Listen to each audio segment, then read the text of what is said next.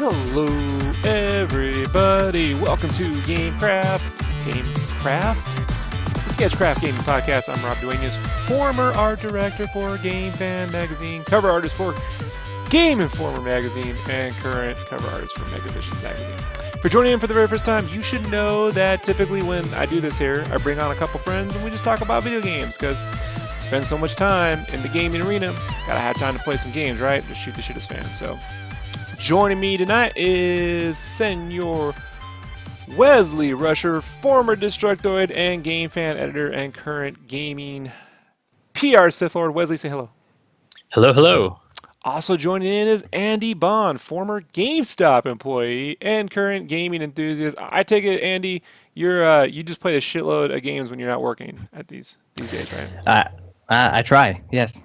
Right, so awesome. All right, well, so today on episode 34, we are going to just basically go over what's been going on the last few weeks in gaming and then talk about what we've been playing, and then we're going to talk about some indie stuff and then wrap it up with a little retro nonsense. So, Wesley, in gaming news, where would you like to start? Pick a topic.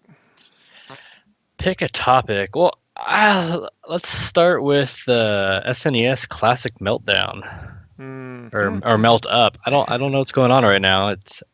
I guess there's some good news out there, but I'll let you take it away. So, in the last few weeks since we were last on, the SNES Classic went and reappeared on eBay for like $400 a pop. Like, it was pretty crazy. Like, I was actually up. So it dropped like at 2 o'clock in the morning? And yeah, something stupid like that. Yeah, something crazy. Andy, were you up for that? Like, no, I wish. Wesley, how about you? Did you know?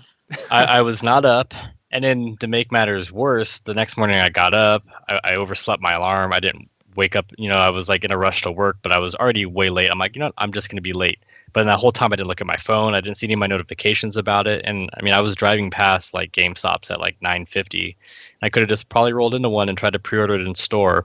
Got to work at almost 11 and was like, oh shit, what happened? And like it was gone. I spent like an hour trying to buy one of those stupid Think Geek bundles, and it was just sitting in my cart and never went through. Yeah, I have a friend. So I was signed up for the Best Buy email warning, right? So when it was supposed to go up for pre-order, it would email you, "Hey, stuff's coming up. You should come buy it." Were you guys signed up for any of those? Were you any of those email warnings from an Amazon or? Yeah, I was on the Amazon one, and I heard they changed the product SKU the night of, so nobody got those alerts. How about you, Andy? Were you on? I actually was set up through IGN's notifications and their Twitter. Did you get a notification? I did not until it was too late. So I didn't get a single thing. I guess, yeah, Wesley, you didn't get anything, right? So, well, no, I did. I got notifications from like Cheap Ass Gamer and CAG News Deals, and Wario 64. I had all three of those turned on to alerts on my phone. I had my phone on silent and I was asleep. So all for nothing. I know. I luckily have a buddy of mine. We're way into like this part of gaming. When there's a new system, we don't talk for like a year or so, and then when some new piece of hardware comes out, like we're just fucking on the Skype. What's going on? Who's got it? And he hit me up. He's like, "It's live!" And I went on. Best Buy didn't have shit, but I got into Target, and I had one in the queue. Go to check out, and apparently you can't check out unless you have a Target.com account. So I had to set up a fucking account, and then I have it back in my cart, and then I checked out. And as I'm paying for it, nothing. It errored out. So I go back in, put another one in the cart, recheck out, go to pay for it, errored out again. And the third time, they were out of stock. Whatever happened to checking out as a guest? Not on Target.com. I know, it's the strangest thing, man. So it came. Well, they gotta collect that email ID so they can then market to you later. Yeah. Yeah, whatever. So anyhow, like we spent the next day trying to get one. My buddy got one through the Think Geek bundle. He got the Mega Man bundle. Yeah, but I tried like the Zelda bundle. I was and I almost got to the point where I'll do the like $300 Street Fighter bundle that came with that god awful like Ryu statue. but it was like a $250 or $220 statue or something. Like they try to get rid of those things any way they can. But Was that Yeah. the same statue that came with the Street Fighter 5 collector's edition?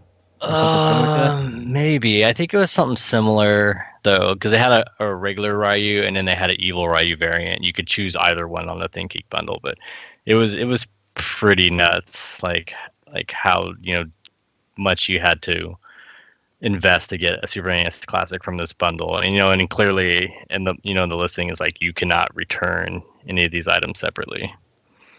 Yeah, I started going to nowinstock.net just to kind of keep track of them. If you look now, folks, let me do a full screen really quickly here. You can see they're currently out of stock everywhere. You can get that sweet guide though. Yeah, sweet guide, I know, for like 34 or some bullshit dollars. But yeah, these were the ones we were talking about, the ThinkGeek packages, and he got the Mega. There was a Mega Man one, right? I think it was a Mega Man one he got because he was like, I already own the blaster and the helmet. I'm like, you fucking nerd. Like, he's like, you ain't. I said, no, I totally am, but you got one, so you know what I mean. Like, you're the nerd now. You get to be the nerd. But yeah, these are all the SNES Classic things are gone. So these went out like instantaneously, and the whole internet. This is the one he got. The whole internet erupted, and then he was showing me like pictures of like guys who were posting up bragging pics. They were posting up these bragging pics, like here's all my orders, like 70 individual fucking ones they bought off Amazon, or they bought 70 of them off. It was literally like 70, 40 a pop from Walmart or Best Buy. And obviously, Kotaku and Destructoid and Polygon and all the sites were flipping out. Twitter was especially pissed off, And eBay immediately went up. So these things retail $80, and I think they were going like what, $349, $429. And then I noticed the Super Famicoms, like the actual ones from like guys who are selling retro consoles and stuff, they start boosting their prices of the actual consoles up. So I saw consoles that were retailing for $120 go up to $250, like overnight, of just the actual retro consoles, not even the fucking mini thing. So it was a giant clusterfuck. But a couple days ago, Reggie Fils-Aimé, am I pronouncing that correctly, Wesley? Reggie Fils-Aimé? Fils-Aimé. Came out and said that they have increased the production of the SNES Classic dramatically and do not pay more than $80 for one, and that they're going to bring back the NES Classic, which he said was going to stay. next summer. So I mean, it sounds like they're going to produce SNES throughout the end of the year and then switch that factory back over to NES to ramp up for the summer. Yeah, do you believe that they're actually going to have enough of these? No. Well, I mean, so they've gone on record saying that there's going to be significantly more available at launch than the entirety of the NES Classic. But they haven't released that number. So, I mean, how many is that even? And what is significantly more? 5, 1,000, 100, Yeah. Andy, you were saying you don't trust that this means much. No, I don't. I don't think. I mean, I think the NES was a disaster when that came out. The NES Classic. The NES Classic, and I think the SNES Classic, they didn't learn because how difficult it is to even try to pre-order that system. I don't think that it's going to be any better than what the NES Classic was. Yeah, I don't know, man. Like I only wanted one because I want to play Star Fox 2. But they're gonna dump the ROMs on the net, right? So I hope so. It's like if they're not, I'm not paying more than $80 for one of these. Wesley, you bought like 2 of the NES Classics. Did you pay regular price? I only bought one. You bought 2. No, I crossed my heart. I only bought one. Yeah, I paid regular price. I lucked out. I told you the alerts I get. I was at work cleaning up in the back room, and I got an alert on my phone that Amazon had them in stock again. And this was, maybe within the first month of them being out. And I went on and I ordered, and it was there at my house like in 2 days. I told my coworker, he was able to go on and order right then and there. And then we all walked out smugly into the office. like, hey, we just ordered NES Classics, and people like were like flipping out, like, what? And they like all ran to their computers, and it was too late. Well, Andy, do you own an NES Classic? I do Okay. actually. When we went, I had a buddy of mine who was an assistant manager at GameStop, and he kind of let me know when they were in stock. So we jumped in line. I don't know. There was like 50 people, 100 people waiting in line. We were toward the front, and we ended up getting two. Nice. One for Mary's mom for Christmas, and then we kept one for ourselves and for the living room. I was in a GameStop today, and they were talking about SNES Classics, and I know the manager well. So his assistant, was speaking casually in front of me, and he was like, "Hey, well, if we get extra NES, will you let me hold a couple like you did with the NES Classic?" And I was like, "You son of a bitch." He's like, "Yeah." He's like, you let me hold 3 last time, remember? Well, that's what like half of Twitter was doing. They're like, yeah, GameStop employees are basically just hoarding as many of them as they can because they don't have many to begin with. Like they're getting like 3 Hey, or 5 a store. Like it's not you know even. what? Andy could probably contest. Like, you got to give those guys something, man. Working there is hell. So It really is. I don't blame GameStop employees. I mean, I worked retail in '90. I worked at a toy store from around '96 to '98. So I was right in the console, the 64-bit Sony PlayStation, Nintendo 64, Saturn war with Tamagotchi and fucking Star. And I remember that Christmas when Star Fox 64 came. It was right after Star Fox 64 came out around there, GoldenEye.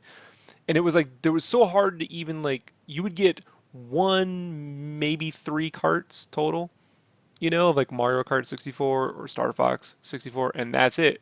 And at the time they were like, well, you can hold one. And I was like, yeah, I mean, I better pick one up now because I may not get one, for another 6 months. They've never been good at production. I have to wonder, is it intentional or if they just don't have, to this day, they don't have the production capability to like flip out 1 million units of something, even if they It could wanted be to. both. I mean, they did that with the Wii. That was the whole behind the scenes thing where it was the artificial shortage with the Wii. So, I mean, I wouldn't put it past them to do that now with these two, nostalgic consoles.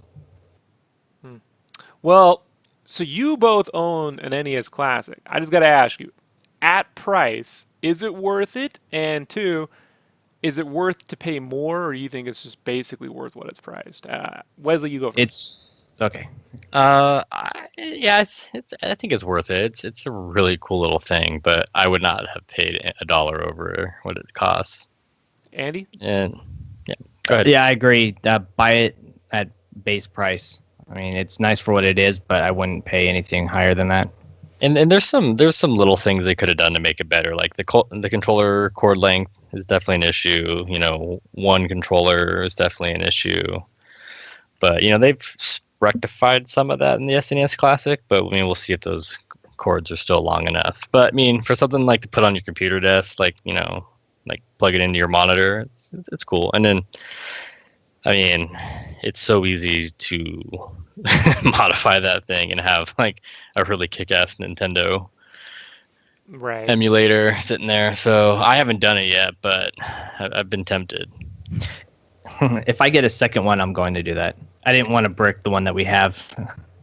Well, that's the Right. thing now. It's all soft. The latest patch now is all software based, so it's like impossible to brick it, which is even better. Good to know.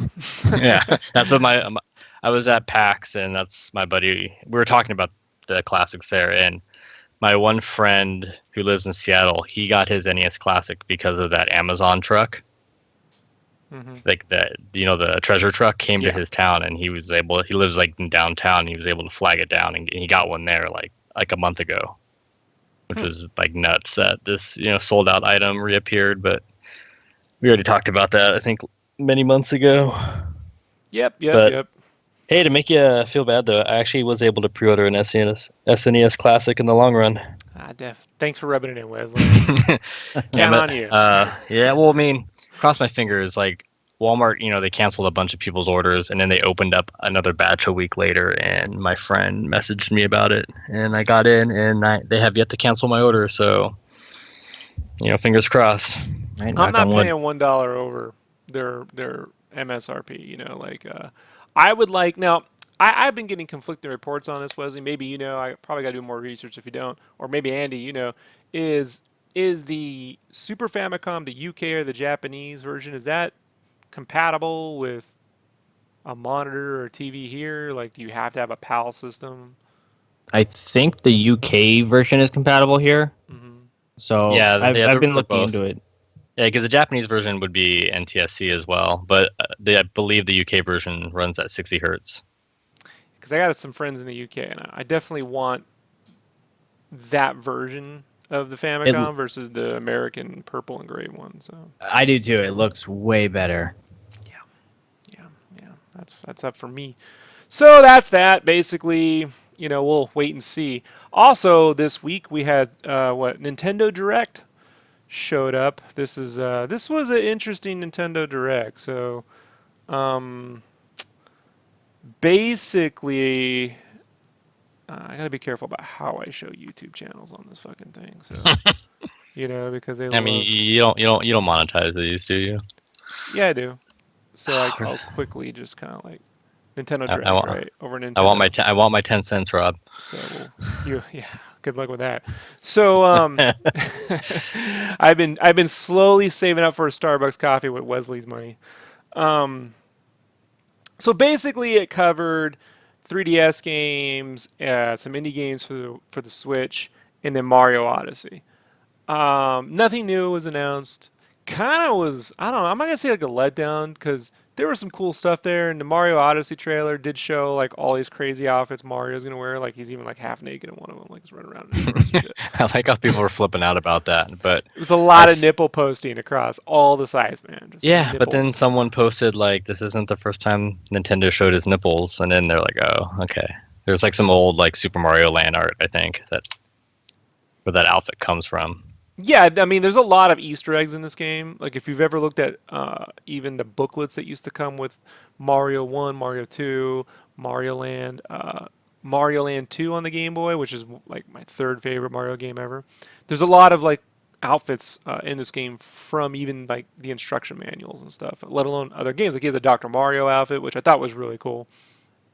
Uh, Other than that, though, for me, I didn't find a whole lot in this Nintendo Direct to get all like, oh my god. There was one game I've been looking forward to for a while called Octopath Traveler, which is, you know, a new turn-based RPG from Square, utilizing the pixel art, you know, but along a 3D map. Let me see if I can bring this up really quickly. White. Two D HD is the new term. Well, that's what I used to call Game Fan. Remember, Wesley? I used to say it's 1997 in HD. You know, so yeah, this is the game right here. And this looks pretty fucking dope, dude. I must admit, I do enjoy this. It's like taking a cue from what was that game? 8-Bit Master. Remember, it was on the PlayStation 3, Wesley. 8-Bit Warrior. Yeah, I'm trying to remember the name of it, but I beat the shit out of it. Like the Zelda game, like the It was 3D like a dot game Zelda game. Yeah, heroes. yeah. It was a three-dimensional 3D dot voxel. game heroes. 3D Dot Hero. Thank you.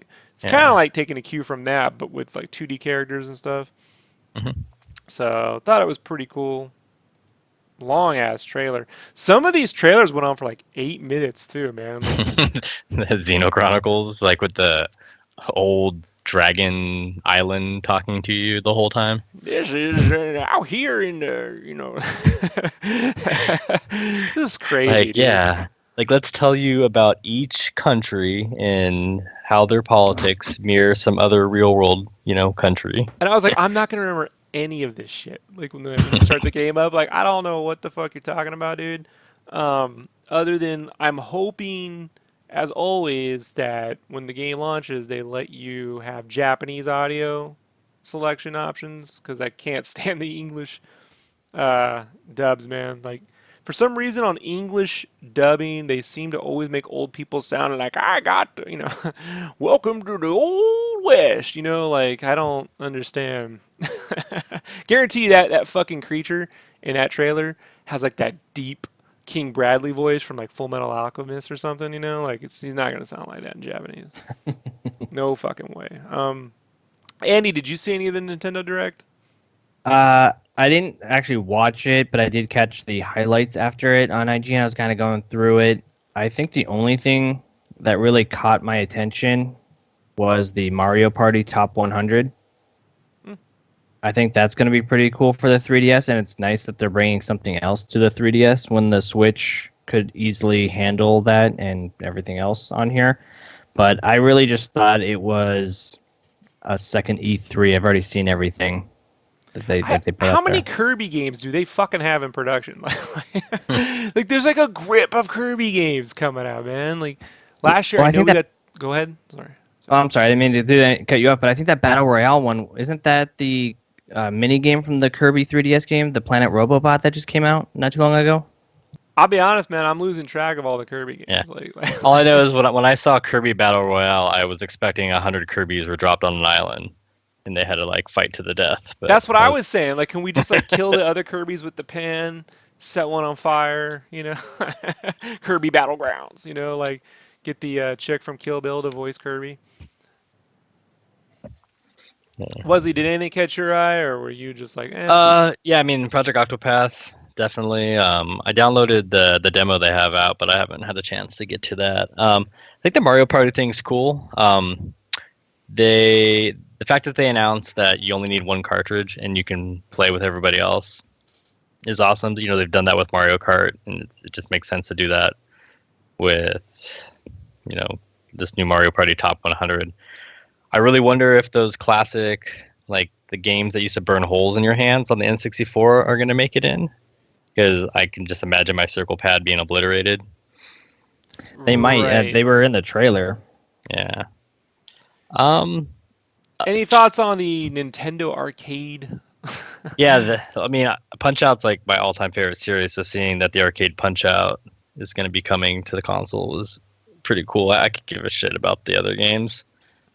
Yeah, But I it's mean something Mario different. Bros. Again, like the 800th fucking time. That I game. mean, at least they're not releasing the same version of Mario Brothers that they've been releasing. At least it's slightly different. You know, the Koopas take off their shells. I guess, man. I mean, maybe if there was like an arcade cabinet portion, I don't know. There was something like in VR. It might be Yeah, interesting. or you know, yeah, how like Microsoft did that like arcade room that didn't really take off on the Xbox or 360. Because they monetize the shit out of it. Like, it's like DLC, the arcade Yeah. room, you know? I thought Bethesda's continuing support was pretty awesome. Seeing Doom and eventually Wolfenstein 2 was nice surprises. Did Skyrim look graphically downgraded to you, or is it just aged poorly? Like, It's aged, and I think it looks downgraded now because last year they released that HD version with the, you know, the higher 4K texture pack. So anything you've seen over the last year has been a much more improved game. And same with the, you know, PS4, Xbox One versions that came out. This, you know, this is going to be, you know, close to how it launched like on 360, PS3. But, you know, for anybody who wants to play that game again, that's, you know, that's the one thing. Like, all the indie games are awesome, but yeah, the major companies are just, you know, like Capcom's dumping both Resident Evil Revelation games on the system. It's like, come on, man, can we get something new? well, with that being said, let's talk a little bit about Bethesda really quickly, and then Andy, you can pick a topic. So there was a formal announcement a month or two ago. I can't remember, a few months ago probably. I got sick, so I lost a little track of time. But that Bethesda was working on Skyrim VR, and I think maybe even like Doom VR or Fallout VR. It was Fallout VR for certain, and Skyrim VR. And Yeah, they showed all three at E3. They showed all three at E3. Did you get to check any of that out while you were there, Wesley? Or I didn't check any of them out at E3, and they had all three demos at PAX, and I didn't. The Bethesda longs were ridiculous. I played Evil Within 2, but I was talking to some people online with us, and the day before they did the whole VR thing, and they thought Doom was cool. They thought Skyrim worked okay. the quote was- at Kotaku Australia from this is great from George Weidman, proprietor of the YouTube channel Super Bunny Hop. Never seen it, but I'm a fan now. He says, also for those who are concerned, my experience with the Skyrim VR demo was a hot mess and utterly complete dumpster fire of a VR port. Fuck. The movement is all wrong. Handled via teleporter, you blink in and out of existence. A relaxing immersive walk through Skyrim is impossible. The combat is all wrong. Handled via a waggling sword and an unlimited point and forget flamethrower. Enemy AI not adjusted for new controls. Adding insult to injury, it looks like they had to lower all the settings to garbage mode to get it working in VR. Dreamcast guy Max Shockley was a little more positive. He said that the VR controls appear to have forced Bethesda to adopt chivalry for the enemies. So when you're going through the wilderness, you'll get jumped by 10 bandits. Not in this version. You'll get one enemy versus 10, which makes a lot of sense for VR. But I was at a family's house, and they were last weekend. My cousin turned 40, and they were all playing Fallout VR on their Xbox One. And her husband wanted to know, if they were making any more Fallout. I said, well, they're making Fallout VR and Skyrim VR, but I can't imagine those are coming anytime soon, given that they just can't port VR. And half the fucking VR games, when you do play them, the demos are that stupid fucking warping technology where you just warp from blink, from blink, from blink. Like if you play the Batman Arkham game or the Ghostbusters VR experience on PSVR, it's not good, man. So I got the PSVR and I got the DK2 Oculus dev kit. And yeah, with a lower refresh rate and some motion blur, you can get a little sick, if you at first from walking around. But after a while, as long as the movement isn't super fast, it's all right in 3D. I don't understand this need to make VR games that make you blink from existence to existence. I don't understand that at all.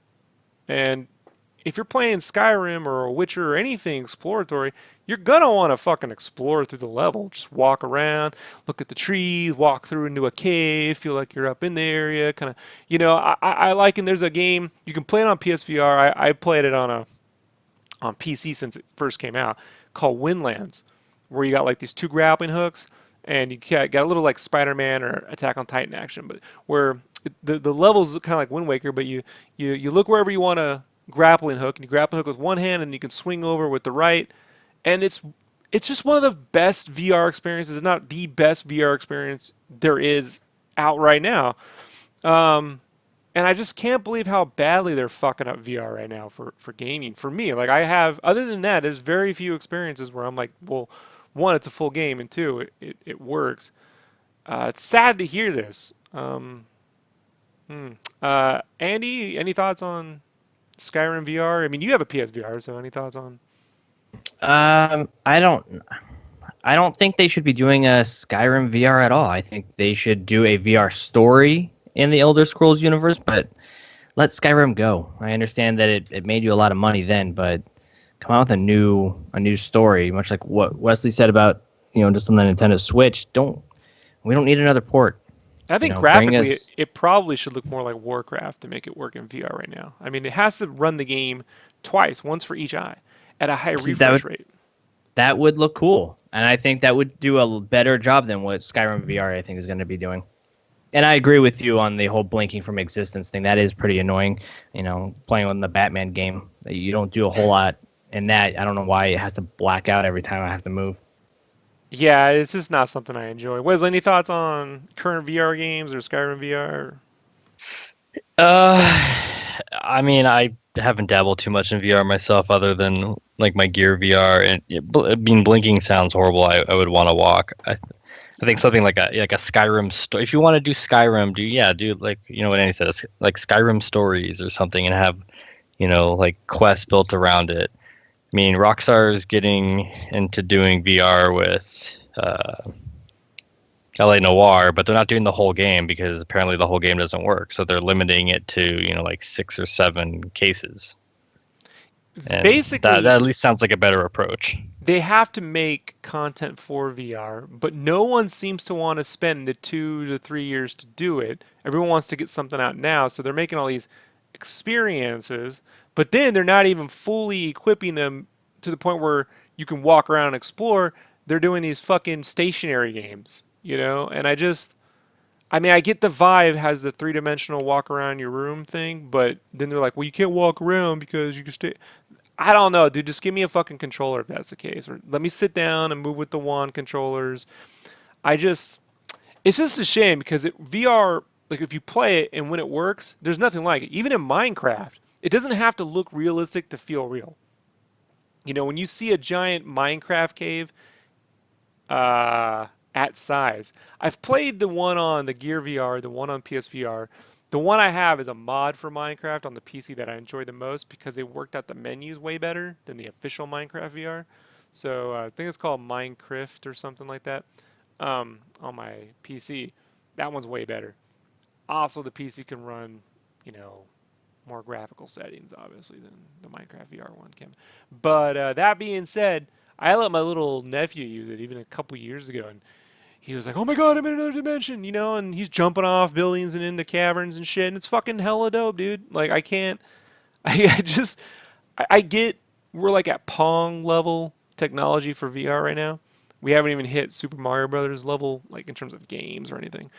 So that being said, fucking allow me. Could you imagine if playing Pac-Man where you couldn't move Pac-Man around, like you just had to sit there and let the dots come to you, just rotate them and shit? Like I couldn't, I don't, I just could not fathom that that would be an experience that would have allowed arcades to generate profit. So it's sad to hear it, and I hope they don't ship this version of Skyrim VR ever. All right, Andy, you want to pick a topic? Yes. So I see that we have a topic here for Final Fantasy 15 and the mod support. And I don't know if I give a shit, honestly. I mean, I know it's for PC, and I don't play on PC, but is mod support that big of a deal for games? I mean, I don't know about you guys, but I mean, I don't care. I get the buying outfits, certain outfits, you know, run around wearing Cloud's, you know, soldier gear or something like that. Something cool that I could buy for 99 cents or, you know, $1.29 iTunes pricing or something like that. But I don't get the whole mod craze. I don't know. What about you guys? Well, I mean, for like Oblivion and stuff, it really helped back in the day, even Oblivion and Skyrim, for fixing things like character models. Like I don't like realistic characters, like more designed characters. So I immediately get the mod that makes everyone look like an anime character because I just prefer something more stylized. On a Final Fantasy 15, couldn't imagine. There might be like balances people could do or certain weapons like getting the Cloudbuster, things like that, which look, at the very least, if someone's going to make that, better you get it for free versus having to pay $5 for like horse armor. You know, like so if you know what I'm talking about. But I mean, these mods can break your games. I was watching my little nephew get chastised by his uncle, or sorry, his father-in-law, over installing mods on their Fallout 4 games, and it would like break their game, and they couldn't even get back in. So I don't know how stable they'll be on console. But you said this is for PC only, right? So yeah, I mean that's cool. I have yet to play a Final Fantasy game other than I played the MMO a little bit. Not my thing on. Better to play it on PC. Not quite my game. But in terms of Final Fantasy for mods, you know, it'd be a great mod. Turn-based games, turn-based battles. Someone could work that fucking thing in, then I might play the game. You know. Wesley, any thoughts on mods for Final Fantasy 15? Yeah, it's cool. I mean, I'm not a modder either. I've never modded a game myself. I don't really see the appeal too much, but I have to say there's been some hilarious Skyrim videos, like seeing, you know, the Macho Man as a dragon flying through a game and unicorns and all kinds of crazy stuff. So, you know, teach their own. You know, go for it. Really quickly, one last news bit, and then we'll get Oh, to hey, that. sorry, I didn't want to interrupt you, but the one thing about mods, did you see that someone has modded out the player creation ads that show up in Bethesda's like official modding program now? No, what are you talking about? No. So Bethesda launched that whole players creation program where you can basically create like mods, and if you know they're not like copyright infringement, you can earn money for them. You know, you can actually sell your like mods and DLC packs and things like that to their games. But apparently, like in Fallout, there's constantly like an ad that pops up now for the player creation club. So someone has made a mod like on Steamworks that unmods that, so you don't get the mod notifications. It's pretty funny. That's pretty funny. Alrighty, so one last news bit we'll get to now playing. I want to get your guys' thoughts. So about a year or two ago, I can't remember how long it was, Shenmue 3 went up on, it was at E3, it was like 2 years ago, right? Went up on Kickstarter. Oh They yeah. announced it at E3. I think it was at the Sony press conference, right, Wesley? Yep. Yeah. Premium backer here. Yeah, and me too. Like we all went on there, we backed it immediately. And since then, we've been waiting for, more and more trailers. And they finally dropped this trailer for Shenmue 3 that had the fucking weirdest facial animations I've ever seen. Like, by weird, I mean almost nothing. It was the strangest thing. Eyes are like wide open, like looking at you. It's the weirdest fucking thing. So, the internet flipped its lid like the internet does. And Shenmue 3's character models were temporary. Facial animations were removed, Yu Suzuki says on. I mean, look at this. This is what it looked like the whole trailer. His eyes wide open. This was funny. The old guy with his, I don't know what you would call that, man. Like it was a He's strange whistling. trailer. Strange, and not a good sign. You know, not a. I don't know. After the whole mess with Mighty Number Nine, it's like there are some standouts. Obviously with Kickstarter, there's some standout games. Banner Sagas 1 and 2, Divinity was amazing. I'm a big fan of Broken Age. Some people aren't, but I am. Thimbleweed Park came out brilliant. If you like Ron Gilbert and point and click adventures, and if you look at the Psychonauts 2 updates, even though they did that through Fig, it's still crowdsourced. That's looking amazing too. Battle Chasers, which we'll talk about a little bit later, looks fucking awesome.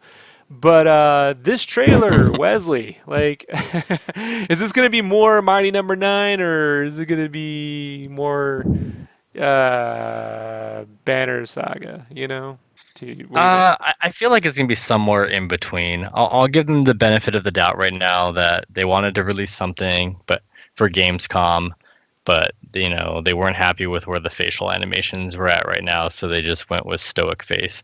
And I mean, I really hope that everybody has a face, but they leave the main character like stoic face. I think that would be pretty funny. Like if she's crying, one of the girls are crying, and he's just like, Like, yeah, he just has a face the whole time.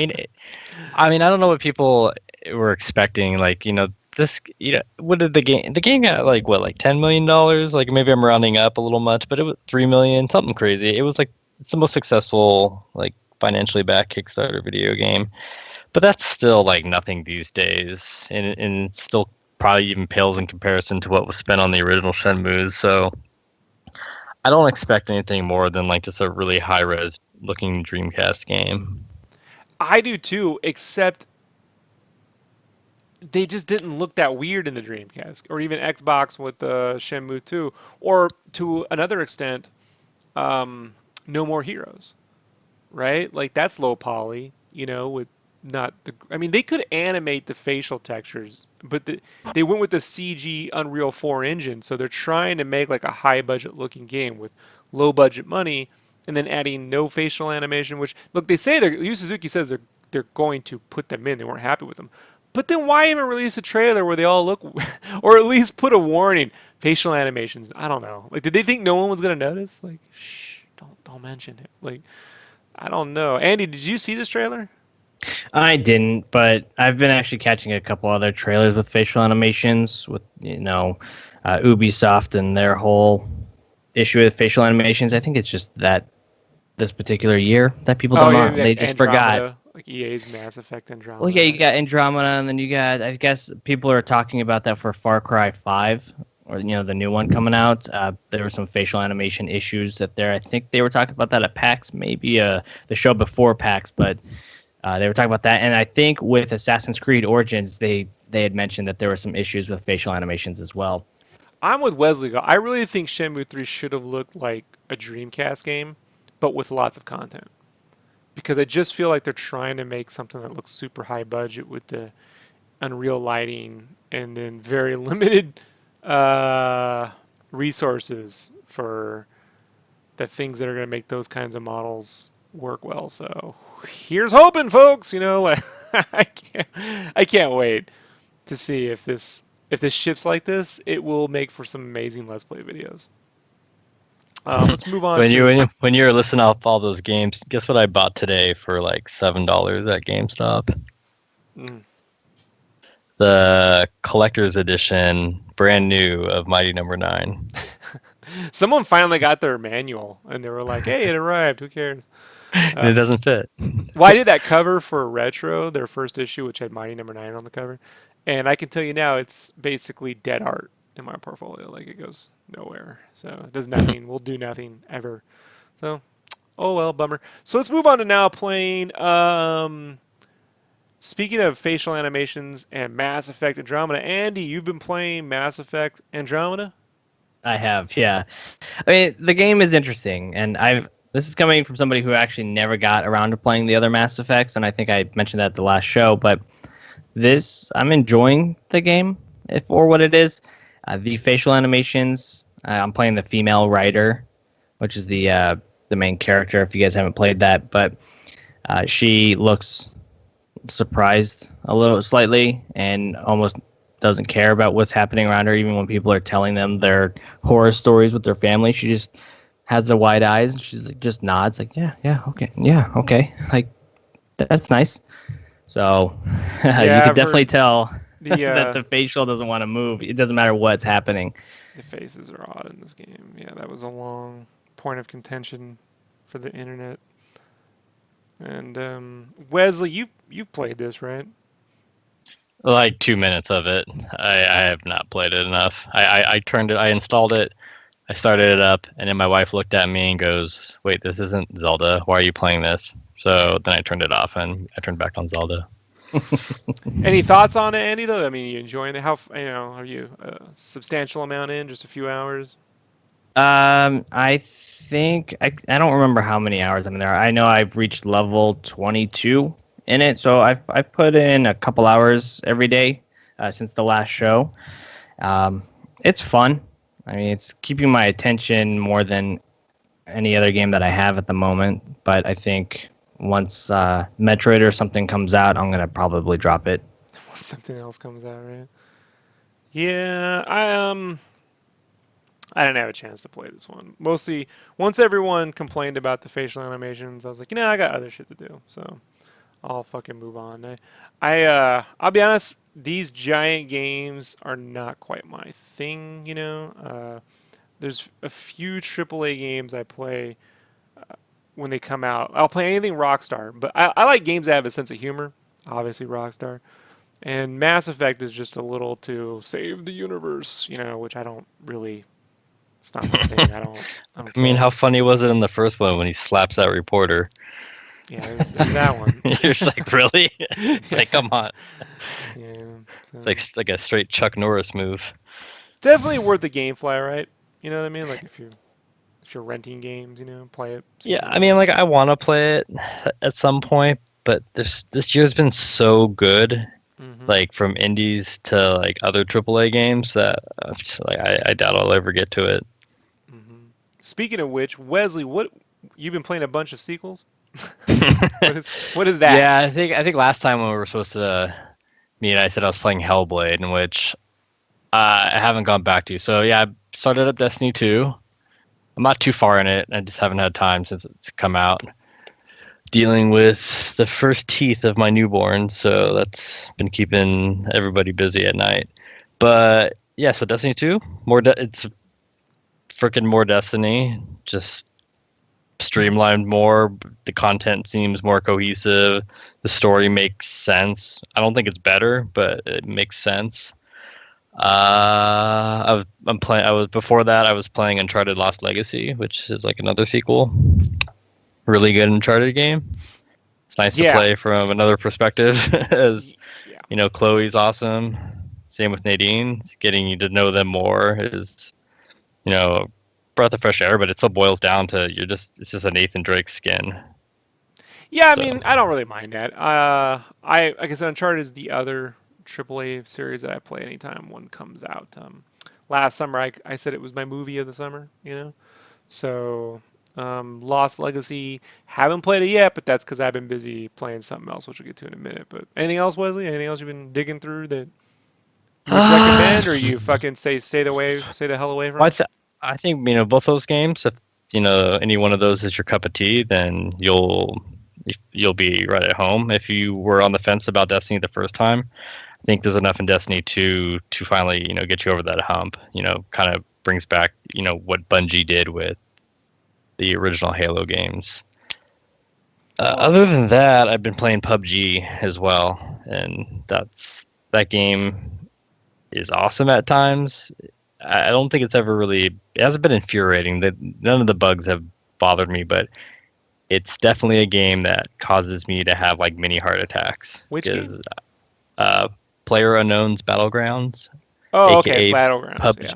aka PUBG. Okay, Battlegrounds, which is basically Battle Royale on Steam, right? Mm-hmm. They got this giant island, 100 dudes get dropped in there, and then you all just gotta like play to the last man survives or whatever, right? Yeah. It's a lot of fun. I had a game the other day where I got second place, and I had the guy lined up for the final kill, and that circle closed in on me, and it was like either run for my life or try to kill this guy, and I chose to try to take him down, and I couldn't do it, and I died. And the heart race, my heart was beating super fast, and yeah, that game can be really intense at times, so it's really cool.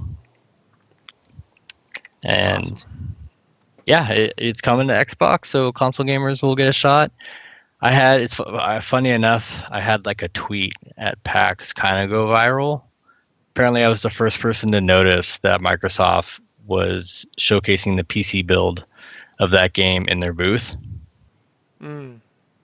Me and my friends were like, "Hey, let's check out PUBG on Xbox," and I was like, "Okay, let's do it." And we waited like 40 minutes, and I get up there, and I'm like, "Wait a minute, we're not playing people here. We're playing people online? That seems strange."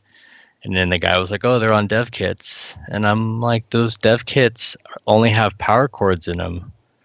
Like, there's no audio video cables plugged into them." And he was like, and I'm like, "And there's a mouse underneath the thing that you can clearly see, and on this screen specifically, next to the one I'm playing, in the right hand corner, it says activate Windows." Are you saying that Xbox Ones might not have the processing power to manage the net code for 100 people online, Wesley? Are you saying that that's possible? I don't think so. I think it can handle it. What that game lacks right now is really good optimization. Like, I have in my PC 24 gigs of RAM, and when I play that game, I'm pushing 13 gigs being used. That game runs up to like 12 gigs of RAM on its own. So, and no console has 12 gigs of RAM. So that's, I think, the issue they're trying to probably get through right now, is to optimize like the memory, which I think everything else is fine. It's just figuring that issue out. But I took a picture of the monitor that said activate Windows, and I tweeted that out, and next thing you know, it had like 20,000 impressions. When anything I tweet gets like 10 impressions. Right. Same with pretty much all my videos. So that's awesome to hear. Wesley causing a little shitstorm online. Yeah, I was sitting in the Giant Bomb panel, and one of the guys was like, "Yeah, I saw this tweet of this picture that said activate Windows," and I was like, "That was me."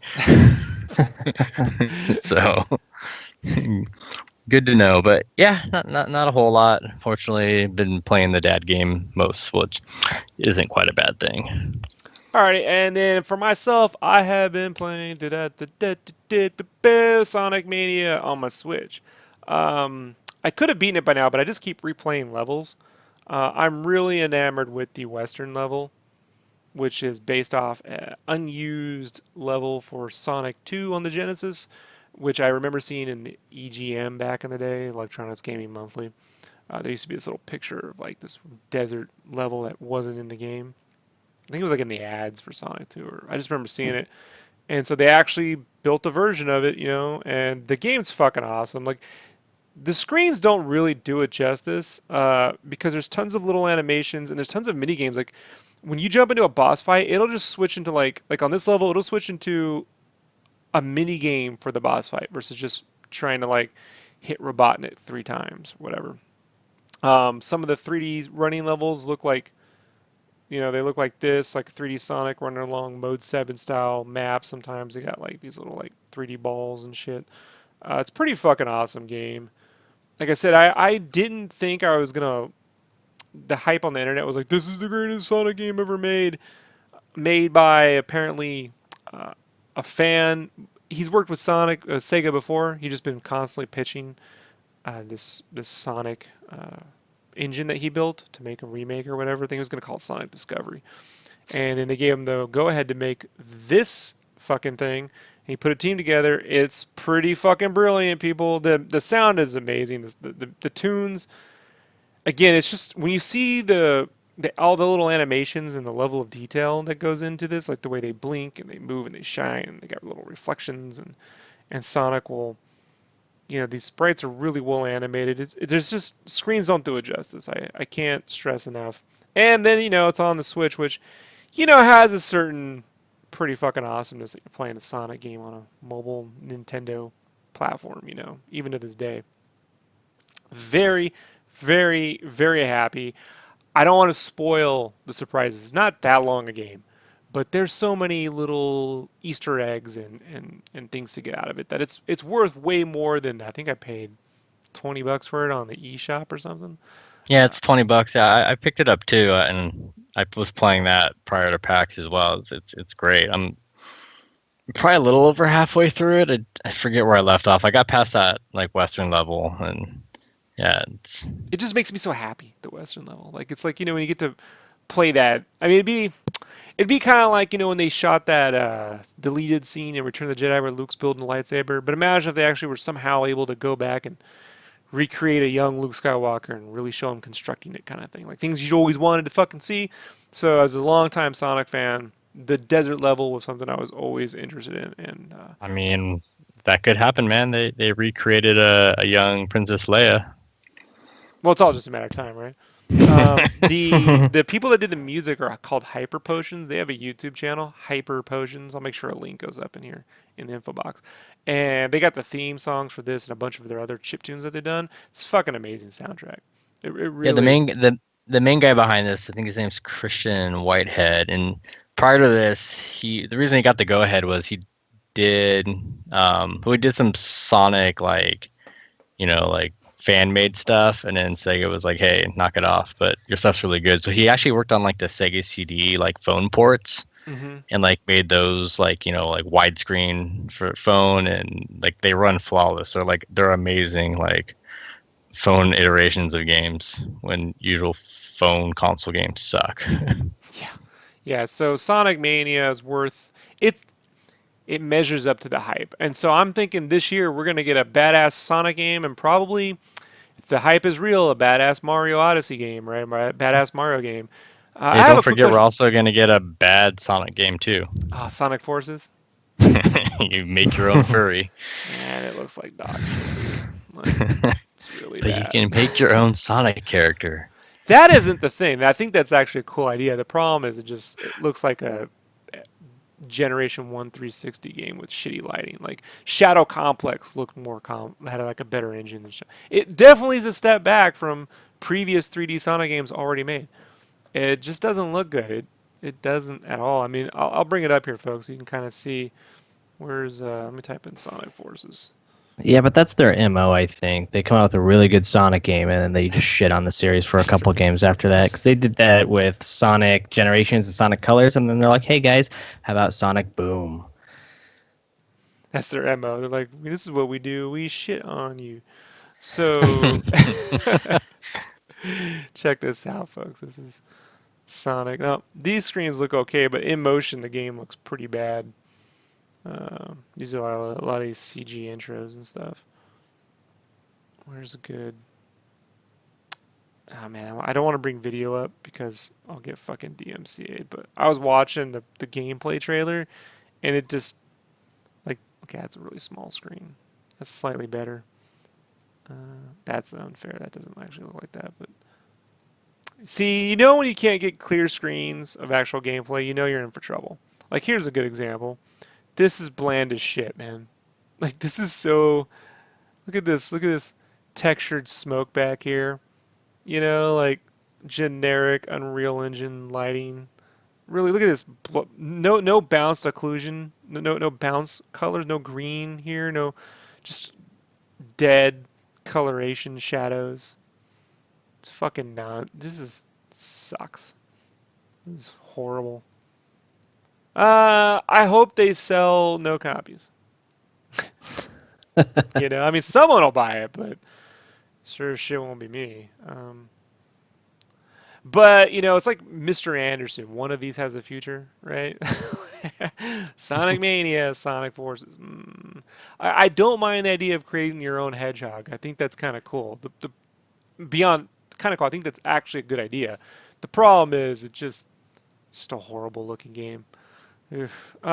Moving on really quickly, folks. We're at the hour mark, so let's pick some. You guys want to do flashback or you want to do indie game? Let's do flashback. Let's do that retro flashback. So last show Wesley wasn't able to make it because Rob did not plan the fucking times right, and we were doing underrated Sonic and underrated Sega Genesis games. And Wesley had a pick. You want to talk about it? Yeah, the game I picked, I mean, it was definitely underrated at the time, but it's been, probably a little overrated since then, which is Rice Star for the Genesis, created by Sonic Team, famous makers of Sonic 1, 2, 3, and a bunch of bad ones. Yeah, the last time I played this game was when I did the Critters piece for Play, and he was like, "I need Rice Star." I'm like, "What the fuck is Rice Star?" And I'd forgotten about this one. I was like, "Oh, the Star Dude." Shit, I remember that. Yeah, you're just Rice Star. You're just like just Star Dude. Exactly. You got arms, and you grab guys, and you headbutt them, and you grab things to kind of propel yourself, and you can swing around on rods to go flying really fast. So it has kind of a little bit of that Sonic to it, but vibe to it with speed. But it's definitely slower pace, more methodic, a little more Mario. Same great music that you would find in a Sonic game. I just remember renting it at a Blockbuster on a whim, going, "What is this?" And then just being entranced by the game. And it's always one of the Genesis games I go back to when I want to play a good, solid platformer. Like Sonic games are great, but they're a mishmash of speed and kind of not so awesome platforming. Sonic never jumped like Mario did, and Rice Star is a little bit closer to that. And if anybody wants to try the game, you can actually pick it up for free now, which is pretty awesome on your phone. And there's really good ports. I forget what they call it, but Sega has this whole collection of old Genesis games they're releasing on Android and iPhone, and they're free with ads. And they've been releasing a new game every month, and so far they've all been really awesome ports. And you can play them, with the touch controls, which they're okay. They're pretty good for what they are. Or if you have a compatible controller, then you can actually play them Bluetooth, that way. Whatever. Yeah, and they work great. Yeah, before when I was waiting for last week's call, or 2 weeks ago, 3 weeks, I don't know. I was sitting there playing Rice Star, getting ready. I'm like, I'm gonna prep myself for this. I'm playing Rice Star. I'm gonna be fresh in the mind. And then I fucked it up. Yeah. And then I'm like, where are you guys? I'm like, oh, son of a bitch! I've been streaming for an hour. Yeah, man, I hate the fucking time change, man. I wish this country was on one time schedule. So we're on different time zones now. It gets a little weird. Andy, did you play Rice Star back in the day? Are you aware of the game? I'm aware of it. I played actually a little bit. I never owned it, but I had some friends that played it. I always liked the graphics of it. I thought it was very colorful, and I don't know. It was nice. I liked playing it. I got it on Sega Channel. Remember that, Wesley? Sega Channel. Yeah. It was. This game was a surprise for me, and then I guess over the years, just doing, my homework on Sonic. Apparently, Rice Star was kind of one of the early concepts for Sonic. Sonic was supposed to grab dudes and headbutt them, and when he wasn't a hedgehog and he was whatever. He wasn't a star, but he was, a weasel or something stupid. But yeah, it's kind of cool to see a company take some of their older ideas and be able to give it a fresh breath of air. Right there with you. Speaking of underrated Genesis titles, I'll go to my pick and then we'll wrap up with Andy on that. So as y'all know, I'm a big fan of point-and-click adventures. Games like my first one I ever played was Maniac Mansion on the NES. And then I got into the Monkey Island games on PC. Then Day of the Tentacle, which was the sequel to Maniac Mansion, and then obviously like Full Throttle, and then Grim Fandango, and then now like Broken Age and Thimbleweed Park. There was a group of them, but there was one I played. I actually rented on accident back in the day from Blockbuster Video. Went in there looking for fucking probably Super Street Fighter. I think I was probably looking for Super Street Fighter, and they didn't have it. And then they had this. Back in the day, man, they used to have just all these games that would never move at the rental store. And, when the one you want isn't there, you kind of like, well, maybe I'll find something. And I found this game for Scooby-Doo, which initially I wasn't going to pick up. But I looked on the back of the box, and it looked like a point-and-click adventure game. And turns out it actually was. They made a Scooby-Doo point-and-click adventure game for the Genesis. Here's the game from Moby, and it was pretty freaking awesome. It actually came with 2 different adventures, one with the carnival and one with the hotel. And if you can see from these screens, man, it's straight out of like the Ron Gilbert, Tim Schafer, LucasArts style of. I mean, it could look like something right out of Day of the Tentacle, and it had all the music clips and the animations from Scooby-Doo. And even though I wasn't the biggest fan of Scooby-Doo, like it was pretty dope to play this game. And it was fucking amazing. Like, it even has a lot of the show gags, like this hallway where they'll run back and forth through the different rooms, just like in the fucking cartoon and shit. But imagine Scooby-Doo, if made by LucasArts back in the day, and it looks just like Day of the Tentacle. I'm looking at it now, like it looks. Who did make it? Who did make it? Was these guys. I'll bring it up right now. So, I went and dug this up on the Wikipedia. Scooby-Doo. Yeah, they were actually pretty awesome. Oh, these guys, Illusions Gaming Company made it, and they did Beavis and Butthead. Do you? Yeah, so I was gonna. Do you remember? I was gonna ask you, like, wasn't there a Beavis and Butthead like point and click style game? Point and click adventure, and it was fucking Because amazing. I didn't understand that genre as a kid, and I remember renting that game with my cousin and just being like bewildered as fuck the whole time on what to do. Yeah, that's what I loved about them. You didn't know what you were supposed to do, and you could break the games all the time. But Beavis and Butthead Do You is pretty good. I think it was like their last game. I know, right? But yeah, Illusions Gaming Company, which I was unfamiliar with their name, but I was familiar with their work once I started digging in. They also did Blazing Dragons, which was like a Discworld. They were going to make a bunch of Discworld games, and they did Blazing Dragons, and they only put out the one on PlayStation 1 before it fucking I think it was on Saturn as well. tanked. I don't know if they did that port, but yeah, Blazing Dragons. That was a pretty cool game. I rented this. But the PlayStation, man, the PSX, the fucking load times were ridiculous.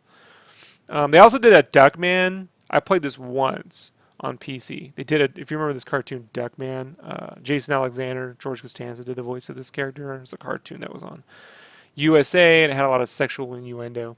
But they did Yes, I remember that. Yeah, they did a point-and-click Duckman game that was actually pretty good, man. Like, very artistic. And Scooby-Doo. So if you get a chance to dig it up, the one on the Genesis is the one you want. The Super Nintendo one is the bullshit. Fucking side-scroller. Sucks.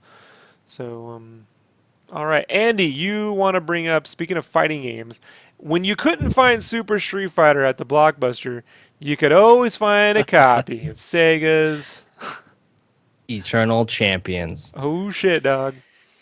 All right, I don't know, man. It was one of those things. My buddy had it, and when he decided that he was upgrading his game consoles and he didn't want his Genesis anymore, and he just was like, "Here, try this out," and I loved it. I mean, as far as a fighting game goes, and I'm terrible at fighting games, but I would sit there for hours and just play Eternal Champions. I mean, it was kind of like a poor man's Street Fighter, but whatever. It had a little bit of an Image Comics kind of feel to it, like a Western comic book, right?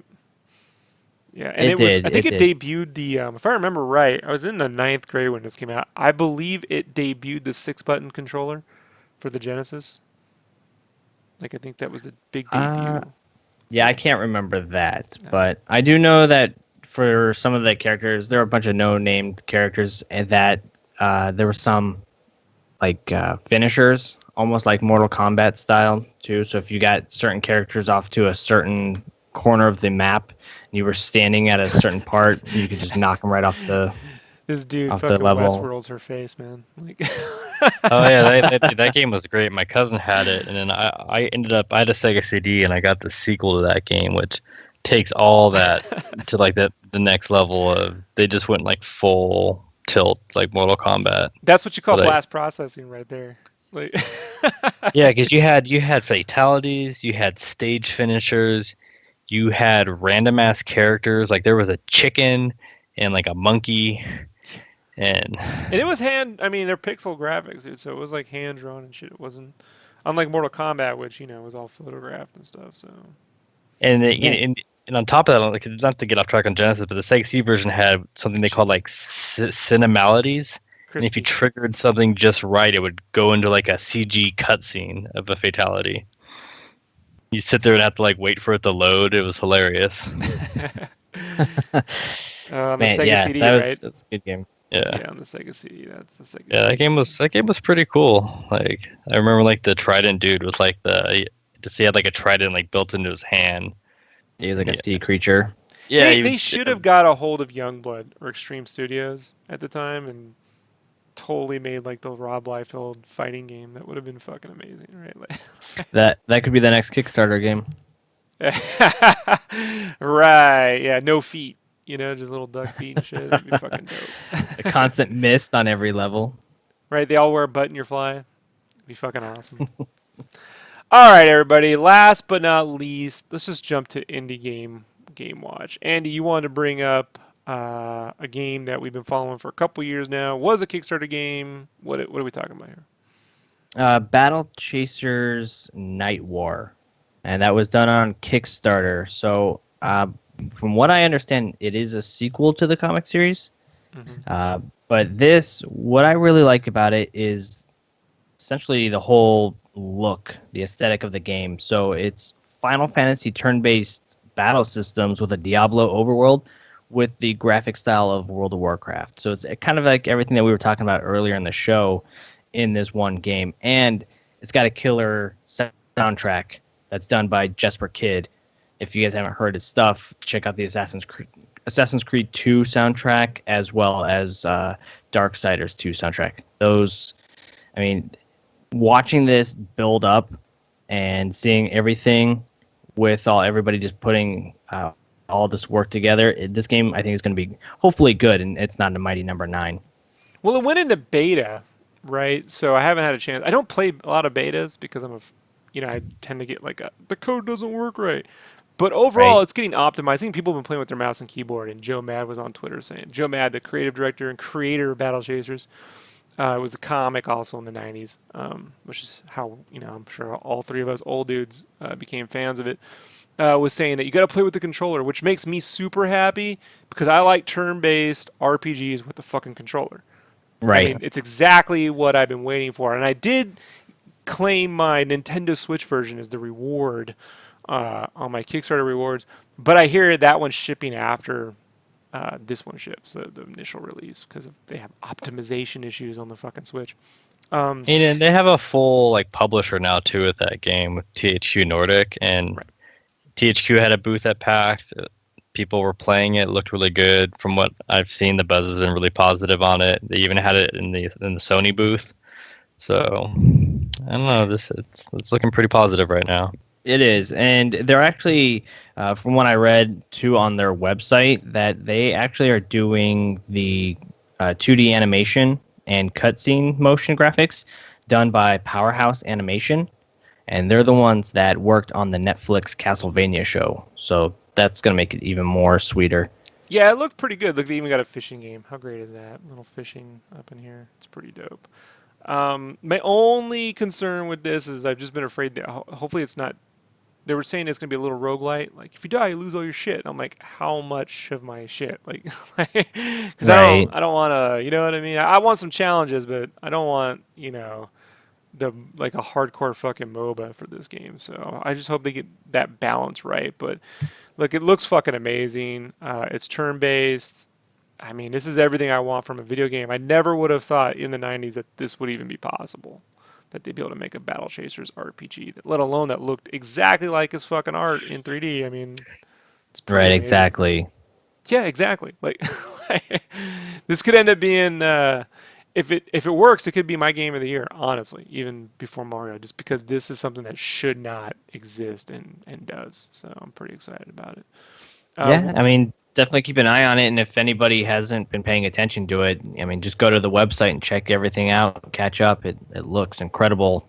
So fingers And I crossed. won't lie, man. If fucking Hot Toys makes some Battle Chaser statues that look just like his art, I might be out a few grand. Like it might be the one time I cash in on fucking Hot Toys. You know, like if I can get a Calibretto and a fucking Red Monica and a goalie, just all fucking Joe matted out, and I don't know, man. That might actually do it for me. So, all right, everybody. I'm gonna go ahead and wrap. Is there anything else I missed? Is there anything else I missed, Wesley? Anything else you want to bring up?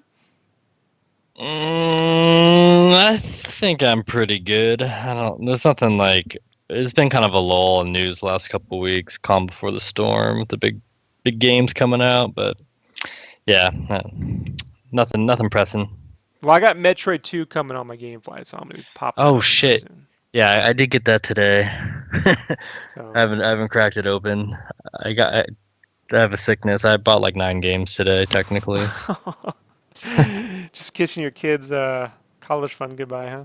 Well, Hey, not really if you I, keep them boxed. no. I bought like, I supported my local GameStop today and bought like 8 games for like $70. Oh, that's a good haul. Yeah, it was definitely price effective. Andy, is there anything else I'm missing here you want to bring up? No, I mean, I don't see anything on the list here or anything on my list that has caught my attention. I mean, I think the only thing I could bring up, but I'll save that for the next show, is the announcement for LA Noire coming up, but nothing Oh yeah, that crazy, was in nothing. the Nintendo Direct, right? They announced. Yeah. LED So was gonna be on. nothing at the forefront of anything. Super sweet. We'll see you all again in about 2 or 3 weeks, give or take the news cycle, folks. I'm gonna let it all build up, and then we can powwow for about an hour or so. If you want to find Wesley or Andy, I'm going to have your guys' info below so no one has to fucking write down the shit you say. We'll put all in the info box so they can find you on your guys' Instagrams. I got to get Andy's stuff in there. You'll be in there, Andy. Don't stress. That All right. being said, I'm going to say goodbye. Say goodbye, everybody. Say goodbye. Say goodbye. Say goodbye. Goodbye, everybody. Goodbye, everybody. Later. Bye.